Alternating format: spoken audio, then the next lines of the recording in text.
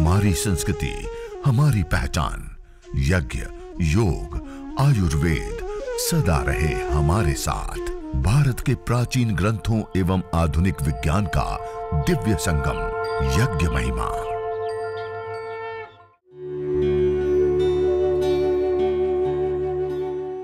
भारतीय संस्कृति में यज्ञ, योग एवं आयुर्वेद जैसी अमूल्य विद्याएं हैं, जिसका मूल है वेद। इतिहास की ओर दृष्टि डालें तो भगवान राम, भगवान कृष्ण से लेकर राजा महाराजाओं, ग्रामवासियों व अरण्यवासी ऋषियों की कुटियों तक नित्य व नैमित्तिक यज्ञों का प्रचलन देखने को मिलता है।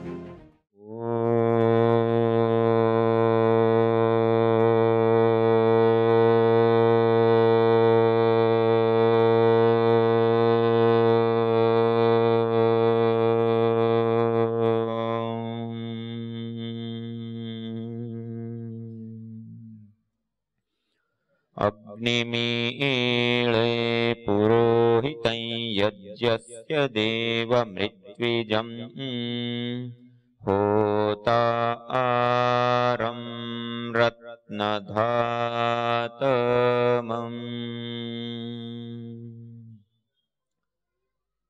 आज आप सभी याज्ञिक योगी साधक भाई बहनों के बीच में आने का अवसर मिला। आज हम सब मिलकर के यज्ञ जैसे पवित्र और पुण्य कार्य को हम सब मिलकर के आज संपन्न करेंगे। और हम सब के बीच में उपस्थित हमारी आदरणीय बहन तनुजा जी, जो संपूर्ण राज्य के स्तर पे विशेष रूप से योग, यज्ञ, आयुर्वेद आदि की सेवाएं प्रदान कर रहे हैं। इसी प्रकार हमारी आदरणीय बहन नेहा बहन जी, जिस यज्ञ को अभी हम करने जा रहे हैं, उस यज्ञ को जन जन तक, घर घर तक पहुंचाने के लिए निरंतर सेवा दे रहे, वो भी हमारे बीच में उपस्थित है। हमारी आदरणीय बहन शीला जी से लेकर के दक्षा बहन जी से लेकर के हमारे सारे कार्यकर्ता, योग योद्धा, साधक भाई बहन, आप सबका मैं आदर सत्कार के साथ प्रणाम करता हूँ, नमन करता हूँ, वंदन करता हूँ। आज यह एक महोत्सव, यज्ञ को सीखने का, यज्ञ को करने का, अभी हम अपने हाथों से जो पवित्र और पुण्य कार्य को हम संपन्न करेंगे। देखिए, ये कार्य कोई सामान्य कर्म नहीं, अपितु मनुष्य के द्वारा जितने भी कर्म किए जाते हैं, उन कर्मों में सबसे श्रेष्ठतम कर्म कोई होता है तो वो यज्ञ कर्म होता है। और उस यज्ञ कर्म को हम सब मिलकर के आज संपन्न करेंगे। तो हम सब अभी यज्ञ के विषय में देखिए, हम हवन करते तो उसमें क्या करते हैं, यज्ञाग्नि के अंदर विभिन्न औषधियां, गाय का घी आदि की आहुतियां देते हैं ना। जब उन द्रव्यों की आहुति देते हैं तो द्रव्य क्या हो जाता है, क्या हो जाता है? आपके पास 1 किलो घी है, 1 किलो जड़ी बूटियां है, उसकी आहुति दे दी यज्ञाग्नि में, तो अब क्या हो गया? उस कह रहे कि वो नष्ट हो गया। क्या हो गया? नष्ट शब्द का अर्थ क्या होता है पता है? हम सामान्य रूप से नष्ट होने का अर्थ क्या लेते हैं? उसका सर्वथा अभाव। सर्वथा अभाव कहते हैं ना कि अब ये रहा ही नहीं। ऐसा नहीं होता है। नष्ट का अर्थ होता है नस अदर्शन, नासह कारण ले। पहले दिख रहा था, अब नहीं दिख रहा, अपने कारण में लय हो जाना। अर्थात जैसे आपके पास एक पात्र के अंदर पानी रखा है, उसको 100 डिग्री पर गर्म कर दो तो पानी क्या हो जाता है? वाष्प बन जाता है। गैस फॉर्म में, पहले द्रव रूप में था, अब क्या हो गया? गैस फॉर्म में कन्वर्ट हो गया, रूपांतरित हो गया। ऐसे ही धरती पर कोई भी द्रव्य का सर्वथा अभाव नहीं होते। सारे द्रव्य क्या होते हैं? रूपांतरित होते हैं। क्या होते हैं? रूपांतरित होते हैं। जब कोई भी द्रव्य रूपांतरित होता है तो 3 रूपों में हमारे सामने आता है, गैस के रूप में, एनर्जी ऊर्जा के रूप में, और पार्टिकल के रूप में। इन 3 रूपों में वायुमंडल के अंदर आ जाते हैं। और जब इन 3 रूपों में वायुमंडल के अंदर आता है तो उसके अपने अपने कई सारे अलग अलग लाभ होते हैं। जैसे गाय के घी की हम आहुति देते हैं ना, तो गाय का घी 1864 गुना गैस फॉर्म में कन्वर्ट हो जाता है। कितना गुना हो जाता है? बहुत बड़ी मात्रा होती है। हम 1 ग्राम मात्रा यदि गाय के घी की आहुति दे दी तो 1 लीटर 864 ml गैस हमें प्राप्त होती है। कितनी?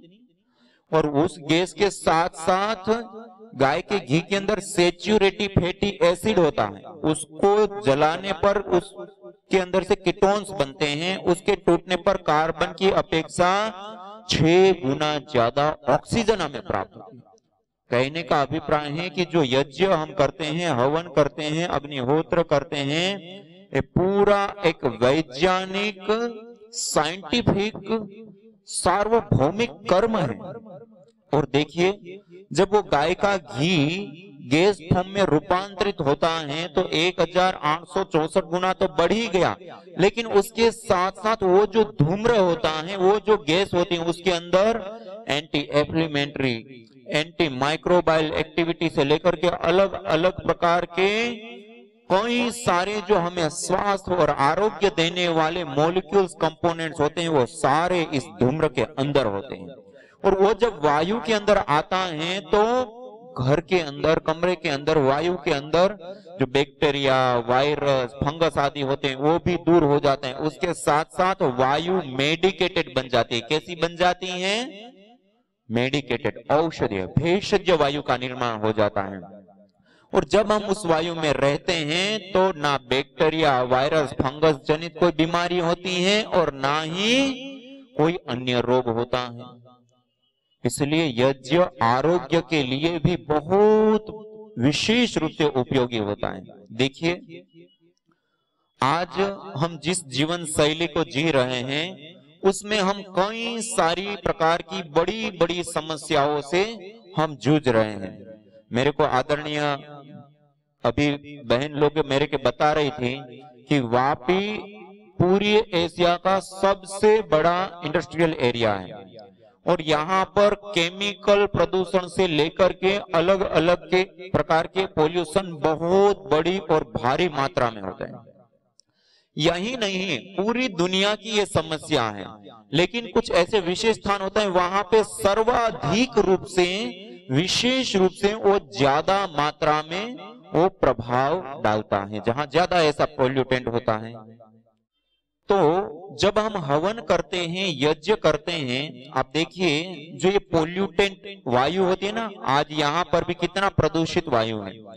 और इस प्रदूषित वायु में रहने से अभी जो रिसर्च सामने आ रही है वो बताती हैं कि इस वायु के अंदर 1 साल हम श्वास प्रश्वास की क्रिया करते हैं, उसमें रहते हैं, तो 6 महीने से लेकर के 6 वर्ष तक की हमारी आयु कम हो जाती है। कैंसर, अस्थमा, दमा से लेकर के कई सारे प्रकार के रोगों का उपद्रव हमारे शरीर के अंदर होने लगते हैं। और इतना ही नहीं, उसके साथ साथ पूरी दुनिया के आंकड़ों को देखें तो जो प्राणवायु हमें जीवन देती है वही अशुद्ध होने के कारण 70 लाख से अधिक लोगों को मौत के घाट उतार देती है। 70 लाख से अधिक लोग केवल वायु प्रदूषण से मृत्यु के मुंह में समा जाते हैं।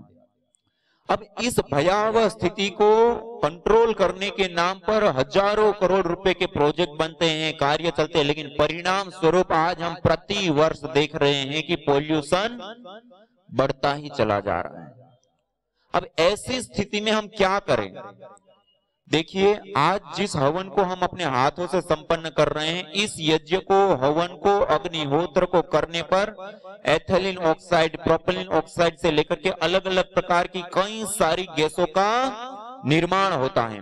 और ये गैसें जब वायु के अंदर आती हैं तो वायुमंडल के अंदर व्याप्त SOx, NOx, CFC, जो क्लोरोफ्लोरोकार्बन आदि जो अलग अलग जो पोल्यूटेंट गैसें होती है, जो हानिकारक गैसें होती हैं, जो जहरीली गैसें होती हैं, जिसके कारण से 70 लाख से अधिक लोगों की मौत हो जाती है, वो गैसें भी न्यूट्रलाइज हो जाती है, खत्म हो जाती है, दूर हो जाती है हवन करने पर। डॉक्टर ओम प्रकाश पांडे नासा में अंतरिक्ष वैज्ञानिक के रूप में, वरिष्ठ वैज्ञानिक के रूप में वो कार्य कर रहे हैं। उन्होंने कई प्रोजेक्ट के माध्यम से यज्ञ पर रिसर्च करके बताया कि हवन करने पर वायु के अंदर पहले से ही बहुत सारी गैसें होती हैं और यज्ञ करते तो उससे जो विशेष प्रकार की गैसें बनती हैं वो वायु के अंदर आती है। ये दोनों गैसें जब आपस में मिलती हैं तो एक फोटोकेमिकल प्रोसेस चलता है। कौन सी प्रोसेस? एक आप सबने सुना है फोटोसिंथेसिस प्रक्रिया। क्लोरोफिल जो ये पेड़ का जो हरापन होता है उसके ऊपर जब सूर्य की किरणें पड़ती हैं तो वायुमंडल के अंदर जो कार्बन डाइऑक्साइड के बॉन्ड होते हैं वो क्या होते हैं? टूटते हैं। टूटते हैं तो कार्बन को अपना आहार बना करके अवशोषित कर लेता है और ऑक्सीजन अलग हो जाती है। सामान्य रूप से हम क्या कहते हैं? ऑक्सीजन पेड़ पौधे देते। पेड़ पौधे कोई ऑक्सीजन नहीं देते, पहले से जो मौजूद बॉन्ड्स के रूप में कार्बन के साथ ऑक्सीजन होती है उसको इस प्रोसेस से तोड़ करके उसको आहार बना लेते हैं, ये अलग हो जाती है। इसको कहते हैं फोटोसिंथेसिस प्रक्रिया। ऐसे ही एक प्रोसेस होता है फोटो केमिकल प्रोसेस। गैस आपस में मिलती है और एक निश्चित टेम्परेचर मिलने पर उसके बॉन्ड टूटते हैं, बनते हैं, टूटते हैं, बनते हैं। उसके परिणाम स्वरूप जो हानिकारक, जहरीली, घातक गैसें जो SOx, NOx, CFC आदि जिसके कारण से 70 लाख से अधिक लोग मौत के मुंह में समा जाते हैं, वो गैसें भी यज्ञ करने पर न्यूट्रलाइज हो जाती है, खत्म हो जाती है, दूर हो जाती है। और एक रिसर्च स्टडी के माध्यम से पता चला कि एक बार किया गया यज्ञ 100 यार्ड क्षेत्र मानी 100 मीटर का जो अराउंड क्षेत्र होता है उतने वायुमंडल के अंदर आने वाले एक सप्ताह पर्यंत में भी जो पोल्यूटेंट गैसें आती हैं तो उसको भी न्यूट्रलाइज कर देता है। ये इतनी बड़ी ताकत होती है, शक्ति होती है। और अभी हम सामान्य रूप से कई व्यक्ति के मन में प्रश्न भी आ सकता है, अब इतना बड़ा मात्रा में पोल्यूशन हो गया, इतना छोटा सा यज्ञ करेंगे क्या हो जाएगा? आता है ना एक प्रश्न मन में। देखिए, मैंने अभी आपको बताया, हम गाय का घी जलाते हैं, वो जब गैस फॉर्म में कन्वर्ट होता है कितना गुना बढ़ जाता है?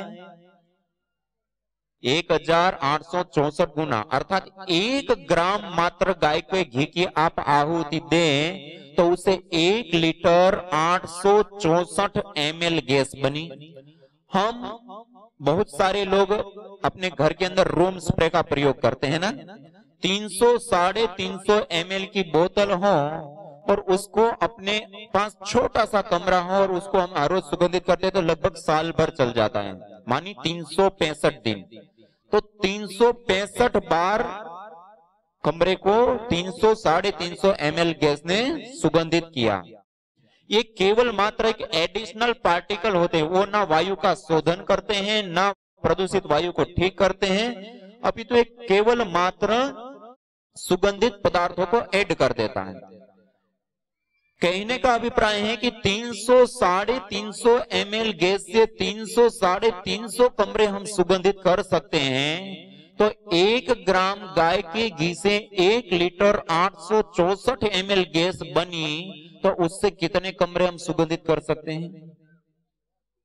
और ये तो 1 ग्राम घी से क्या हम हवन करेंगे? 10 ग्राम, 20 ग्राम, 25 ग्राम, 50 ग्राम घी लेंगे। तो आप विचार कीजिए कि आपने 50 ग्राम गाय का घी की आहुति दी तो उससे कितने लीटर गैस बनी? और केवल उतनी ही नहीं, उसके साथ आप जड़ी बूटियां भी दे रहे हैं, उसकी भी अपने वोलेटाइल्स है, कंपाउंड्स है, अपनी गैसें हैं, और ये मिलकर के कितनी बड़ी मात्रा में हो जाता है। और वो जब वायु के अंदर आता है, उसके बाद जो मैंने एक विशेष चीज बताई ना, फोटोकेमिकल प्रोसेस, ये एक ऐसी प्रोसेस होती है जिसके परिणाम स्वरूप एक बहुत बड़ा परिणाम आता है। जैसे आपने थोड़ा सा 50 ग्राम घी डाला तब भी वो कितनी मात्रा हो गई? बहुत ज्यादा मात्रा हो गई ना जब वो गैस फॉर्म में कन्वर्ट हुआ तो। लेकिन उतनी बहुत मात्रा भी इस अथाह प्रदूषण के अपेक्षा कम है, लेकिन बहुत ज्यादा भी है। लेकिन उसके बावजूद ये जो फोटोकेमिकल प्रोसेस जो मैं बता रहा हूं उसमें क्या होता है, ये दोनों गैसें जब आपस में मिलती हैं तो एक प्रोसेस चलता है। एक उदाहरण के लिए समझने के लिए मैं बता रहा हूं कि आपके पास 10,000, 20,000, 50,000 लीटर दूध है। कितने? बहुत ज्यादा। उसके अंदर आप 1 ग्राम, 2 ग्राम, 5 ग्राम कोई खट्टा पदार्थ या दही डाल दीजिए, वो दूध का क्या होगा? थोड़ी देर में देखेंगे तो कोई अंतर नहीं दिखेगा, लेकिन 8 घंटा 10 घंटा 12 घंटा जाने के बाद वो दूध क्या हो जाएगा, दही डाला है तो यही बन जाएगा, कोई अन्य खट्टा पदार्थ डाला है तो फट जाएगा, हो जाएगा ना, चाहे कितना भी ज्यादा हो। इसी प्रकार जो हम यज्ञ करते हैं, हवन करते हैं, उससे निकलने वाली जो गैसें होती है वो जब वायुमंडल के अंदर आती हैं और वायुमंडल के अंदर जो गैसें दोनों आपस में मिलती हैं, और ये जो थोड़ा सा भी हम द्रव्य का दान करते हैं वो कई गुना होकर के उस वायुमंडल में आ गया, और उसका जब शोधन इस प्रकार से शुरू होता है तो उसका जो परिणाम होता है वो एक बहुत मल्टीपल होकर के बहुत बड़ा परिणाम मिलता है। इसलिए कहते हैं कि यज्ञ में दी हुई आहुति अनंत गुना लाभ देती है, अनंत गुना। ये साइंटिफिक वैज्ञानिक कर्म है। और इतना ही नहीं, वायु प्रदूषण से बचाव करने के साथ साथ आज हम एक सबसे बड़ी दुनिया की समस्या से गुजर रहे हैं, वह है radiation. Mobile, TV, laptop, computer से लेकर के अलग अलग हमारी दीवारों के अंदर घर में केबल बिछे हैं, बोर्ड लगे हैं, लाइटें लगी हैं, और भी बहुत सारी इलेक्ट्रॉनिक उपकरणों के साथ साथ आज हम कार्बनिक पदार्थों का भी प्रयोग करते हैं। ये सारी की सारी चीजें मिल करके एक हम रेडिएशन छोड़ती हैं, और हम एक रेडिएशन की जाल के बीच में जी रहे हैं। और इसके बीच में रहने से स्मृति शक्ति का ह्रास होने से लेकर के हमारी कोशिकाओं का डैमेज होने से लेकर के हमारे न्यूरॉन्स तक को प्रभावित करता है। और इस रेडिएशन से आज मधुमक्खी, छोटी छोटी चिड़िया भी मर जाती हैं। आज पूरी दुनिया में बड़ी बड़ी मुहिमें चलाई जाती हैं कि कैसे भी करके इस रेडिएशन से बचा जाए। 5G आदि जो मोबाइल आते हैं तो उसको भी कैसे भी करके रोका जाए। लेकिन अभी जिस यज्ञ को हम करेंगे, उस हवन को करने पर जो ऑर्गेनिक मॉलिक्यूल्स निकलते हैं वो वायुमंडल में आने पर इलेक्ट्रोमैग्नेटिक रेडिएशन और एटॉमिक रेडिएशन दोनों ही प्रकार के रेडिएशनों से हमें मुक्त कर देता है। दोनों ही प्रकार के रेडिएशन। डॉक्टर वाई की विजय जी जयपुर यूनिवर्सिटी में उन्होंने कई परीक्षण करके बताया कि हवन करने पर एटॉमिक रेडिएशन दूर होता है। Doctor Mamta Saxena ji central pollution government board Delhi में उन्होंने कई सारे रिसर्च करके बताया कि हवन करते हैं तो उससे इलेक्ट्रोमैग्नेटिक रेडिएशन से हमारा बचाव हो जाता है। ये बहुत बड़ी चीज है। एक और पॉल्यूशन से बचाव करना, एक और रेडिएशन से बचाव करना, और एक तीसरा और महत्वपूर्ण विशेष लाभ होता है माइक्रोबायोलॉजिकल प्रदूषण से भी हमें यज्ञ बचाता है। मानी बैक्टीरिया, वायरस, फंगस आदि। आप देखिए कोरोना वायरस को आप सब जानते हैं, और इस वापी शहर में बहुत भारी मात्रा में इससे लोग प्रभावित हुए थे। ना जाने कितने लोगों ने अपने जीवन की आहुतियां उसमें दी। कहने का अभिप्राय है कि ये जो छोटे छोटे जीव होते, बैक्टीरिया, वायरस, फंगस आदि, इसके कारण से अनेक प्रकार की बीमारियां होती हैं। इसको हम कम्युनिकेबल डिजीज कहते हैं, माइक्रोबायोलॉजिकल प्रदूषण कहते हैं। पूरी दुनिया के यदि हम आंकड़ों को देखें तो इस बैक्टीरिया, वायरस और फंगस जनित बीमारियों से कारण हजारों करोड़ की हम दवाइयां खा जाते हैं, उसके बावजूद 1.25 करोड़ लोग मौत के मुंह में समा जाते हैं। कितने? हजारों करोड़ की दवाइयां खाने के बावजूद 1.25 करोड़ लोग अपने जीवन से हाथ धो बैठते हैं। Bacteria, virus, fungus. एक जानकारी के लिए मैं बता रहा हूं, हम आज जिस फोन का प्रयोग करते हैं ना, अभी एक रिसर्च स्टडी सामने आई कि हमारे घर के अंदर टॉयलेट सीट के ऊपर जितने बैक्टीरिया और जितने खतरनाक बैक्टीरिया होते हैं, उससे भी ज्यादा और खतरनाक बैक्टीरिया हमारे मोबाइल कवर के ऊपर होते हैं, मोबाइल के ऊपर होते हैं। हम कभी उसको साफ ही नहीं करते। करते हैं, धोते हैं, साफ करते हैं, और दिन में हम उसको कितनी बार छूते हैं? खाते पीते, चलते फिरते, काम करते, हर समय बार बार उसको छू रहे हैं।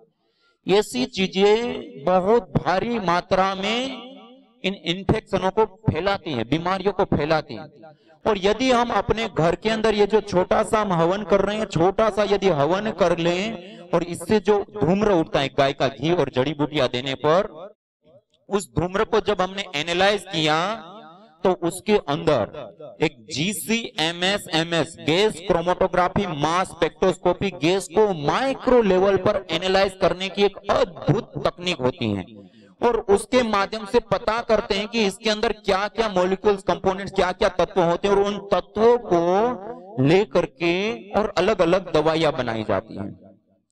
आपको जानकर के आश्चर्य होगा, यज्ञ के धूम्र के अंदर भारी मात्रा में माइक्रोबायल एक्टिविटी देने वाले मॉलिक्यूल्स कंपोनेंट्स होते हैं और वो जब वायु के अंदर आते हैं तो वायु चारों ओर घर में फैल जाती है। घर के कोने कोने आप सैनिटाइज भी करेंगे, कहां तक सैनिटाइज करेंगे, लेकिन ये वायु घर के कोने कोने, पर्दे, सोफे, गद्दों से लेकर के सब जगह पे प्रसरित हो जाती हैं और बैक्टीरिया, वायरस, फंगस आदि जो सूक्ष्म जीव हैं, जो पैथोजन हैं, उन सब को नष्ट कर देती है, क्लीन कर देती है। ये सबसे बड़ा सैनिटाइजर है।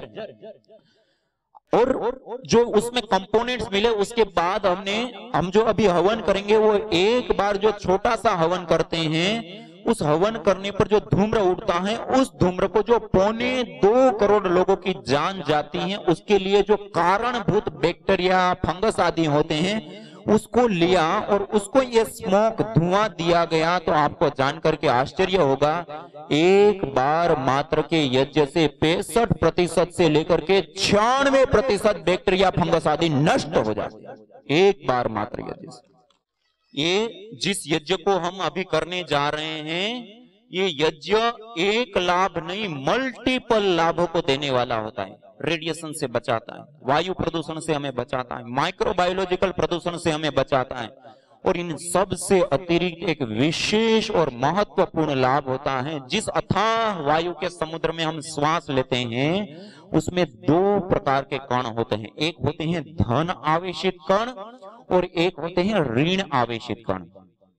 जहां पर भीड़ भाड़ वाले इलाके हो, शहरीकरण हो, औद्योगिकीकरण हो, ऐसे स्थानों पर स्वाभाविक रूप से वायुमंडल के अंदर धन आवेशित कणों की बाहुल्यता पाई जाती है और उस वायु में जब हम रहते हैं तो उससे हमारी बॉडी के अंदर ब्लड सीरोटोनिन की मात्रा में भारी मात्रा में चेंज आते हैं, जिसके परिणाम स्वरूप हमारी पूरी बॉडी एसिडिक हो जाती है, अम्लीय बन जाती है। कैसी हो जाती है?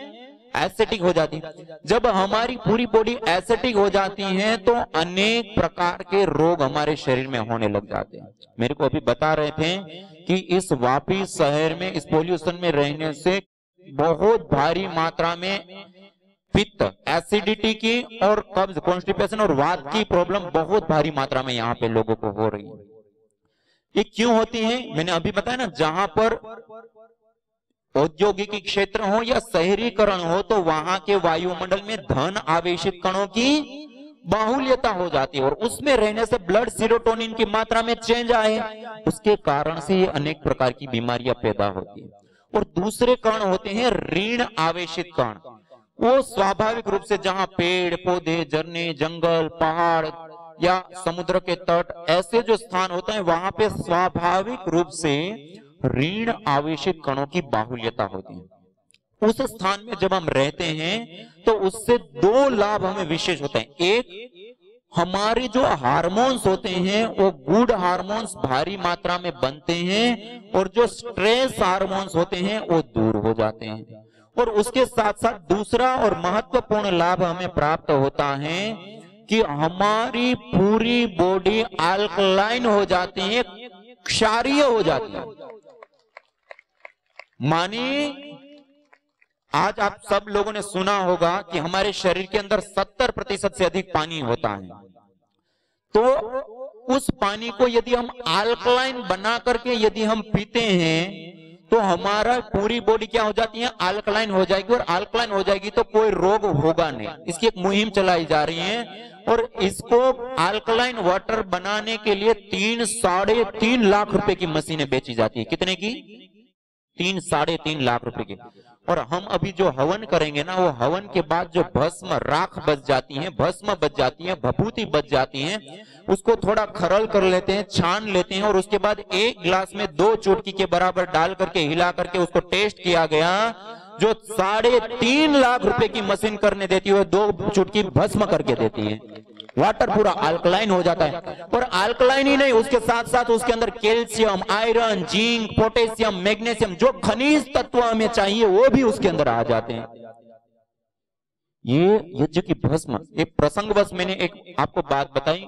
मुख्य बात थी पार्टिकल की, ऋण आवेशित कण वायुमंडल के अंदर होते हैं और उससे हमारी बॉडी भी अल्कलाइन हो जाती है।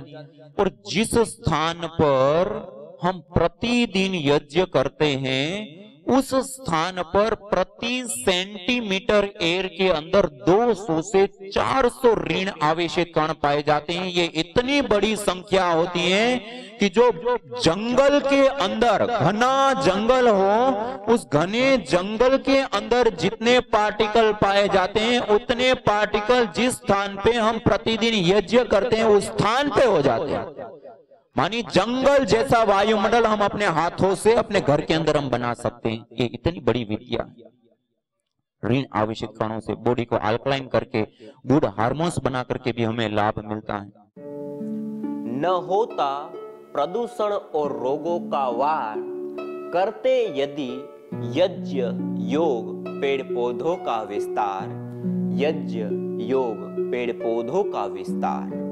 यज्ञ शिष्टा सिनः संतो मुच्यन्ते सर्वकिल्बिषैः, भुञ्जते ते त्वघं पापा ये पचन्त्यात्मकारणात्। अर्थात जो यज्ञ शेष बचे हुए अन्न का पान करते हैं, प्रसाद को प्राप्त करते हैं, प्रसाद को ग्रहण करते हैं, वह मुच्यन्ते सर्वकिल्बिषैः, सभी प्रकार के पापों से, दोषों से मुक्त हो जाते हैं। भुञ्जते तु त्वघं पापा ये पचन्ति आत्मकारणात्, जो केवल अपने पेट की आपूर्ति के लिए अन्न को पकाते हैं, वह अन्न नहीं अपितु पापी लोग पाप का भोग कर रहे हैं। यज्ञ भारतीय संस्कृति का मूल है। तो आइए हम संकल्प लें, संसार के श्रेष्ठतम कर्म यज्ञ को अपनाएं। पिंड और ब्रह्मांड में संतुलन कायम करने वाले यज्ञ को अपने जीवन का अभिन्न अंग बनाएं एवं प्रकृति मां के प्रति अपने ऋणों को अदा करें। विश्व स्वास्थ्य का एक नारा, यज्ञ से होगा जग उजियारा। भारतीय संस्कृति की अमूल्य विरासत यज्ञ की महिमा को जानने हेतु वैदिक चैनल पर प्रतिदिन प्रातः एवं सायं 11:30 बजे यज्ञ महिमा कार्यक्रम से जुड़ें। विशेष जानकारी हेतु संपर्क करें। मोबाइल 9068565306।